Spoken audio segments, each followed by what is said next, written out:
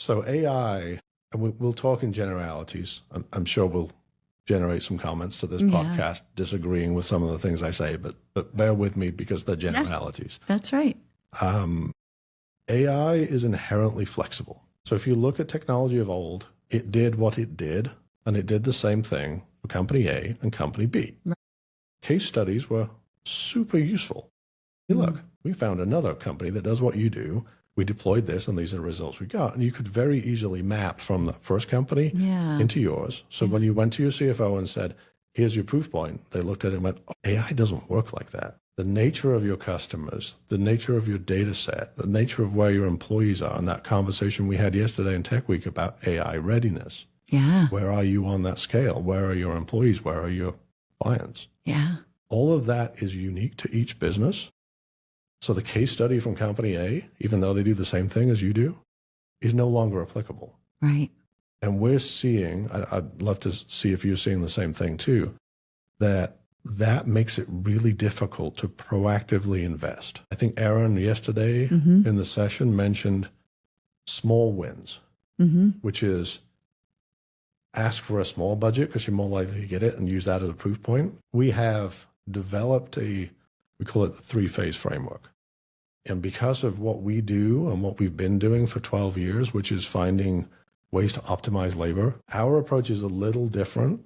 And that is that first piece of budget that's so hard to obtain to get started on the AI journey in the right way, we'll create that for you. So we'll take a look at the labor situation.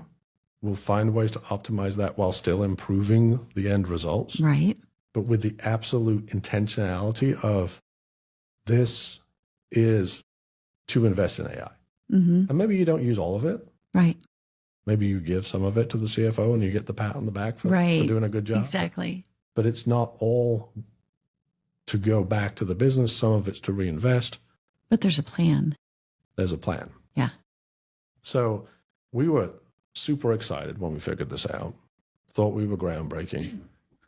And then we realized, well, if the idea of what we'd been doing for the first half of the company's history, which was finding people a better outsourced provider that also cost less and giving the savings back to them and leaving them to their own devices, we added the second layer. We said, don't just give the savings back to the P&L. Right. Strategically invest in technology. We realized that we'd kind of just continued on the same vein. And that would be after, let's say we're collaborating with a client. We help you create budget. They use that to buy technology from Simplicity. And then they've taken $100. Obviously, the numbers are bigger, but for the sake of math here, they take $100 and they come back with $300 after the tech phase. Right. Well, what do we do then? Because now we've given them a bigger budget and left them to their own devices. Is that the best thing? Yeah. Are we in the business of how cheap can we make this? Right. I would race to zero instead of helping them. You know, we all want to generate new revenues. Right. Right. But how can you then take them to a new level? So now that's where the third phase of the process comes in. Wow. What do we do with that bigger pool of savings?